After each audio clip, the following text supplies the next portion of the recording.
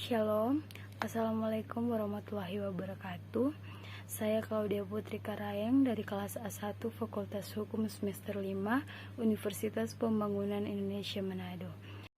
Saya akan memaparkan sedikit garis besar tentang makalah yang saya buat, yaitu tentang perlindungan konsumen. Perlindungan konsumen adalah bagian dari hukum yang memuat asas-asas atau kaidah-kaidah yang bersifat mengatur dan juga mengandung sifat yang melindungi kepentingan konsumen. Adapun hukum konsumen diartikan sebagai keseluruhan asas-asas dan masalah antara berbagai pihak satu sama lain yang berkaitan dengan barang dan jasa konsumen dalam kehidupan. Pengaturan perlindungan konsumen dilakukan dengan menciptakan sistem perlindungan konsumen yang mengandung unsur keterbukaan akses dan informasi, serta menjamin kepastian hukum, melindungi kepentingan konsumen pada khususnya dan kepentingan seluruh pelaku usaha, meningkatkan kualitas barang dan pelayanan jasa, memberikan perlindungan kepada konsumen dari praktik usaha yang menipu dan menyesatkan, dan memadukan penyelenggaraan, pengembangan, dan pengaturan perlindungan konsumen dengan bidang-bidang perlindungan pada bidang-bidang lainnya.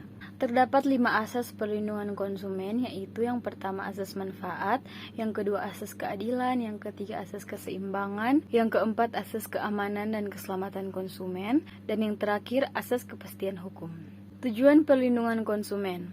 Menurut pasal 3 Undang-Undang Republik Indonesia Nomor 8 Tahun 1999 tentang perlindungan konsumen, perlindungan konsumen bertujuan meningkatkan kesadaran, kemampuan, dan kemandirian konsumen untuk melindungi diri, mengangkat harkat dan martabat konsumen dengan cara menghindarkannya dari ekses negatif pemakaian barang atau jasa, meningkatkan pemberdayaan konsumen dalam memilih, menentukan, dan menuntut hak-haknya sebagai konsumen, menciptakan sistem perlindungan konsumen yang mengandung unsur kepastian hukum dan keterbukaan informasi serta akses untuk mendapatkan informasi, menumbuhkan kesadaran pelaku usaha mengenai pentingnya perlindungan konsumen sehingga tumbuh sikap yang jujur dan bertanggung jawab dalam berusaha, meningkatkan kualitas barang atau jasa yang menjamin kelangsungan usaha produksi barang atau jasa, kesehatan, kenyamanan, keamanan, dan keselamatan konsumen.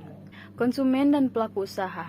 Konsumen umumnya diartikan sebagai pemakai terakhir dari produk yang diserahkan kepada mereka oleh pengusaha, yaitu setiap orang yang mendapatkan barang untuk dipakai dan tidak untuk diperdagangkan atau diperjualbelikan lagi. Hak konsumen. Hak konsumen terdiri dari yang pertama, hak konsumen sebagai manusia, yang kedua hak konsumen sebagai subjek hukum dan warga negara, dan yang ketiga hak konsumen sebagai pihak-pihak dalam kontrak.